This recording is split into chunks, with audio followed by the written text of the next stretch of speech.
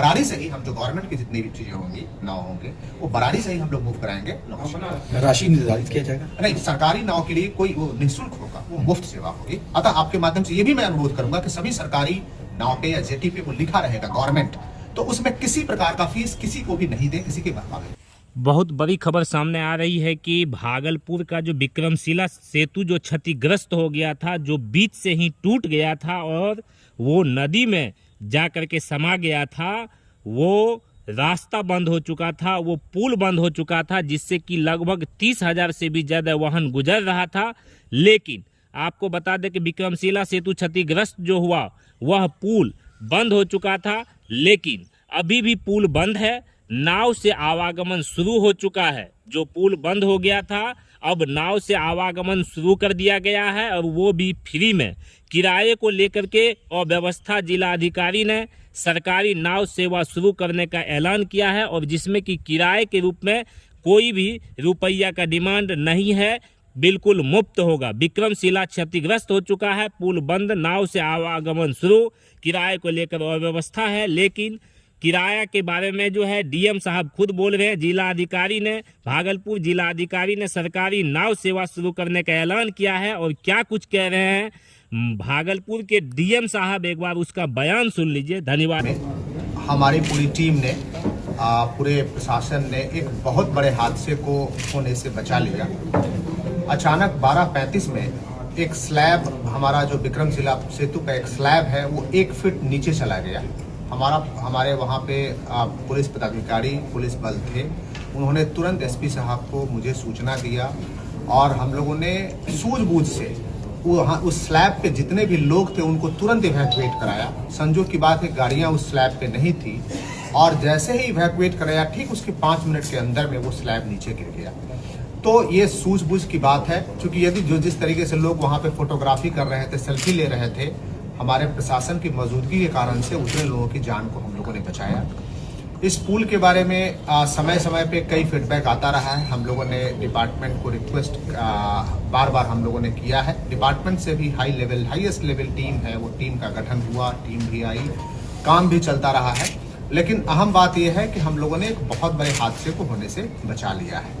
वैकल्पिक मार्ग के रूप में हम लोगों ने बात किया है हेडक्वार्टर लेवल से, और हेडक्वार्टर लेवल से अनुमति मिल चुकी है कि बड़े बड़े क्रूज चलाने के लिए जो सरकार के द्वारा चलाया जाएगा। अभी उनके साथ मेरी बैठक है। मोस्ट प्रोबेबली आज सेकेंड हाफ से या कल फर्स्ट हाफ से ही उस क्रूज का संचालन हम लोग प्रारंभ करेंगे।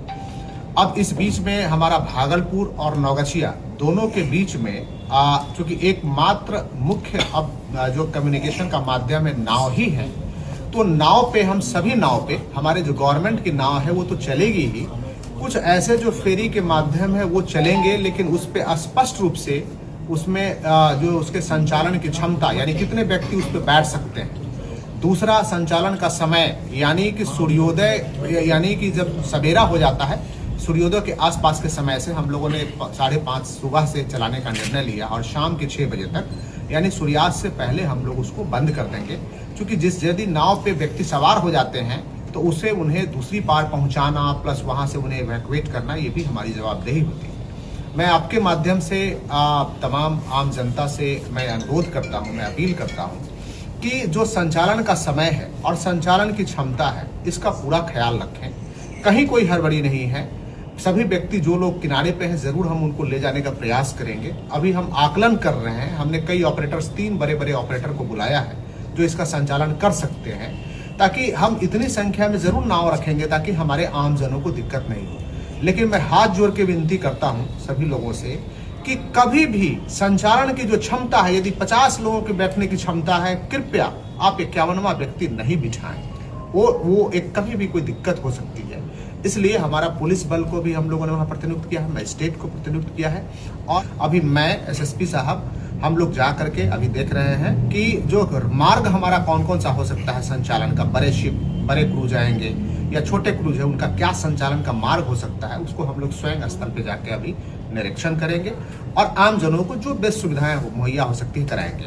कौन कौन सा जगह चिन्हित किया है जहां से कि नाव का परिचालन हो सकता है? हमने अभी बरारी घाट को चिन्हित किया है जहां से कि बड़े क्रूज लग सकते हैं। यहाँ डॉकेट हमारा वो ये प्लेटफॉर्म बना हुआ है जहां से कि आम जन सवार होकर के जा सकते हैं। वैसे अल्टरनेटिव में एक छोटे परिचालन के लिए हम लोग बाबूपुर के पास से भी शुरू करेंगे। वहाँ भी प्राइवेट जेटी वहाँ बना हुआ है, लेकिन उसको हम लोग अभी इवेल्युएट कर लेंगे, फिर उसको ओपन करेंगे। लेकिन प्रथम दृष्टिया मैं बरारी से ही, हम जो गवर्नमेंट की जितनी भी चीज़ें होंगी, नाव होंगे, वो बरारी से ही हम लोग मूव कराएंगे नौका। राशि निर्धारित किया जाएगा? नहीं, सरकारी नाव के लिए कोई वो निःशुल्क होगा, वो मुफ्त सेवा होगी। अतः आपके माध्यम से ये भी मैं अनुरोध करूंगा कि सभी सरकारी नाव पे या जेटी पे वो लिखा रहेगा गवर्नमेंट, तो उसमें किसी प्रकार का फीस किसी को भी नहीं दें, किसी के बहकावे।